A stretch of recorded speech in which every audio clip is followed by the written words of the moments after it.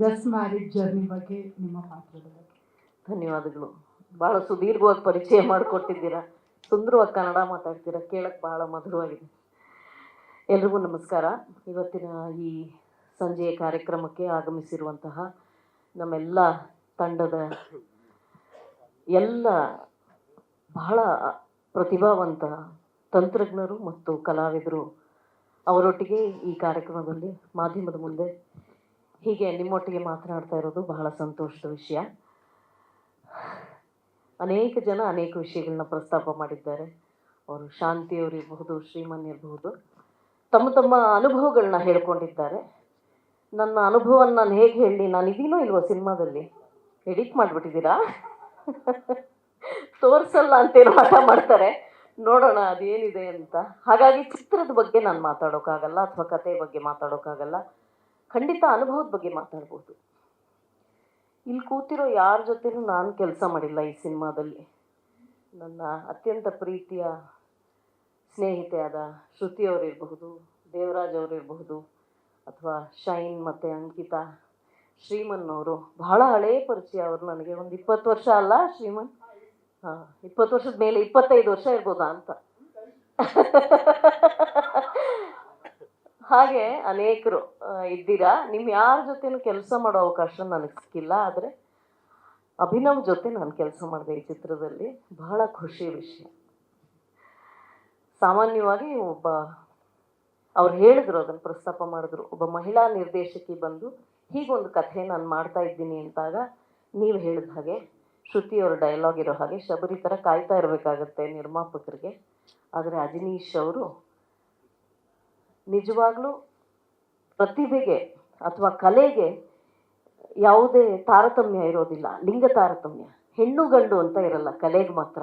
ಬೇರೆ ಎಲ್ಲದರಲ್ಲಿ ಇರಬಹುದೇನೋ, ಕಲೆಗೆ ಕಲಾವಿದರಿಗೆ ಮಾತ್ರ ಹೆಣ್ಣು ಗಂಡು ಅನ್ನೋದಿರೋದಿಲ್ಲ.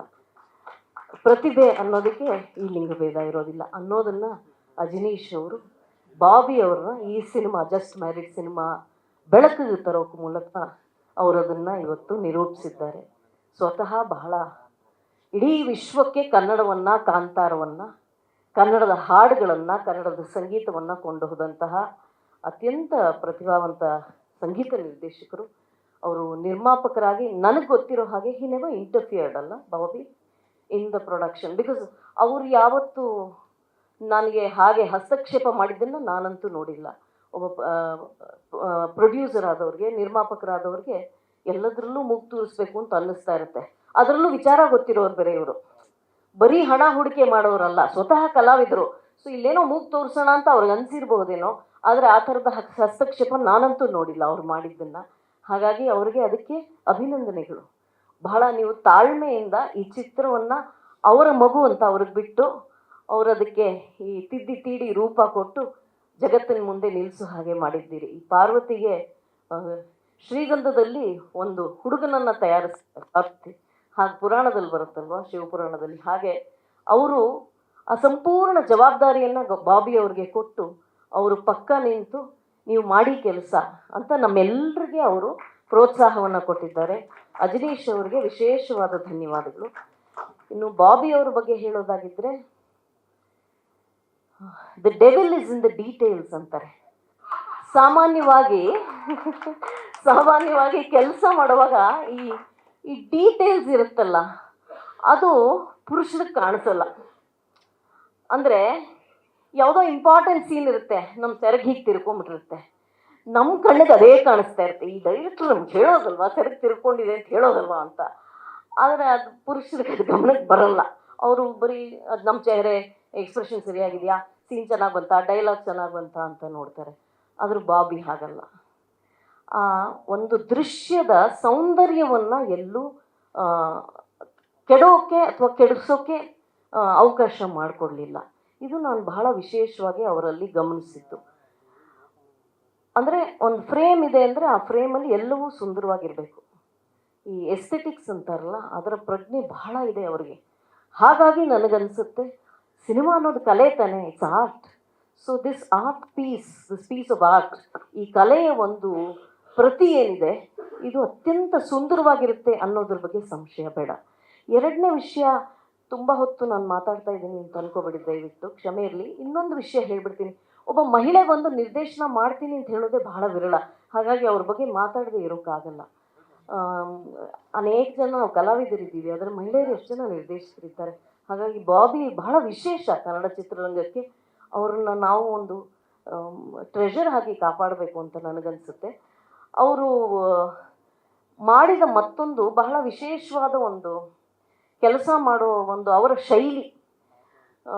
ಇದು ಹಿಂದೆ ನಾನು I had seen this in other when I was doing a Tamil film, freedom ಅಂತ ಒಂದು ಪಿಕ್ಚರ್ ಮಾಡಿದಾಗ ಆ ನಿರ್ದೇಶಕರು ಆ ಕೆಲಸವನ್ನು ಮಾಡ್ತಾಯಿದ್ರು. ಏನು ಅಂದರೆ ಒಟ್ಟಾರೆ ಆ ವಾತಾವರಣವನ್ನು ಸೃಷ್ಟಿ ಮಾಡೋದು. ಈಗೇನಾಗುತ್ತೆ, ನೀವೆಲ್ಲರೂ ಯಾರಿಗೂ ಇಲ್ಲಿ ಸಿನಿಮಾ ಏನು ಹೊಸ್ತಲ್ಲ, ಎಲ್ಲರೂ ನೋಡಿರ್ತೀರ. ಒಂದು ಚಿತ್ರದ ಸೆಟ್ಟಲ್ಲಿ 100 ಜನ ಓಡಾಡ್ತಾ ಇರ್ತಾರೆ, ಅವ್ರು ಯಾರೋ ಲೈಟ್ ಸರಿ ಮಾಡ್ತಾ ಇರ್ತಾರೆ, ಇನ್ಯಾರೋ ಇನ್ನೇನೋ ಮಾಡ್ತಾ ಇರ್ತಾರೆ, ಎಲ್ಲರೂ ಅವ್ರವ್ರ ಕೆಲಸದಲ್ಲಿ ತೊಡಗಿರ್ತಾರೆ, ಯಾರೋ ತಂದು ಕಾಫಿ ಕೊಡ್ತಾ ಇರ್ತಾರೆ ಪಕ್ಕದಲ್ಲಿ ಕೂತಿರೋ ಯಾರೋ ಆರ್ಟಿಸ್ಟ್ಗೆ. ಇದೆಲ್ಲವೂ ಇರುವಾಗ ಆ ವಾತಾವರಣ ಒಂದು ನಿರ್ಮಾಣ ಆಗಬೇಕಲ್ಲ. ಅದು ನಾನು ಮಾಡಿದ್ದು ಕೆಲವು ದೃಶ್ಯಗಳು ಎಲ್ಲವೂ ಬಹಳ ಭಾವುಕವಾದ ದೃಶ್ಯಗಳು, ತುಂಬ ಭಾವನೆಗಳಿದ್ವು. ಹಾಗಾಗಿ ಅವರ ವಾತಾವರಣವನ್ನು ಸೃಷ್ಟಿ ಮಾಡಿದ ರೀತಿ ನನಗಿಷ್ಟ ಆಯಿತು. ಒಂದು ಸ್ಪೀಕರ್ ತಂದಿಟ್ಬಿಟ್ಟು ಸಂಗೀತ ಹಾಕ್ಬಿಡೋರು ಅವರು, ಅಂದರೆ ರೀ ರೆಕಾರ್ಡಿಂಗ್ ಜೊತೆಗೆ ಆ್ಯಕ್ಟ್ ಮಾಡ್ತಾ ಇದ್ವಿ ನಾವು. ಇದು ನನಗೆ ಬಹಳ ವಿಶೇಷ ಅನ್ನಿಸ್ತು. ಈ ಡೈರೆಕ್ಟರ್ಸ್ ಸಾಮಾನ್ಯವಾಗಿ ಮೂಡ್ ಅಂತ ಕಿರಿಚ್ತಾ ಇರ್ತಾರೆ, ಅಂದರೆ ನಾವೇನೋ ಅಂತ ನಕ್ಬಿಟ್ಟು ಯಾವುದೋ ಸೀರಿಯಸ್ ಸೀನ್ ಮಾಡೋಕ್ಕೆ ಹೋದಾಗ ಮೂಡ್ ಅಂತ ಕಿರಿಚ್ತಾರೆ ಡೈರೆಕ್ಟರ್ಸು. What Bobby did was music ಹಾಕ್ಬಿಡೋರು. ನೀವು ತಾನಾಗೆ ಸೆಟ್ಲ್ ಆಗ್ಬಿಟ್ಟು ಕಾಮ್ ಆಗ್ಬಿಡ್ತೀರಾ ಆ್ಯಸ್ ಎನ್ ಆ್ಯಕ್ಟರ್. ಅಂತ ಆಗೋದೇ ಇಲ್ಲ, ನೀವು ಫೋನ್ ನೋಡೋಕೆ ಆಗೋದೇ ಇಲ್ಲ. ನೀವೇ ಆ ಒಂದು ವಾತಾವರಣದೊಳಗಡೆ ಹೊರಟೋಗ್ತೀರಾ, ಹೋದ್ಮೇಲೆ ಆ್ಯಕ್ಟ್ ಮಾಡೋದು ಸುಲಭ. ಇದು ಬಹಳ ವಿಶೇಷ ಅಂತ ಅನ್ನಿಸ್ತು. ಇದು ಪ್ರಾಯಶಃ ಎಲ್ಲ ನಿರ್ದೇಶಕರು ಈ ಅಭ್ಯಾಸನ ಪ್ರಾರಂಭ ಮಾಡ್ಕೋಬೋದೇನೋ. ಅವ್ರಿಗೆ ಸಂಗೀತದ ಪ್ರಜ್ಞೆ ಜ್ಞಾನ ಎರಡು ಹೆಚ್ಚು ಅಲ್ವಾ ಜಿನೀಶ್, ನಿಮ್ಮ ಜೊತೆ ಕೆಲಸ ಮಾಡೋದ್ರಿಂದ.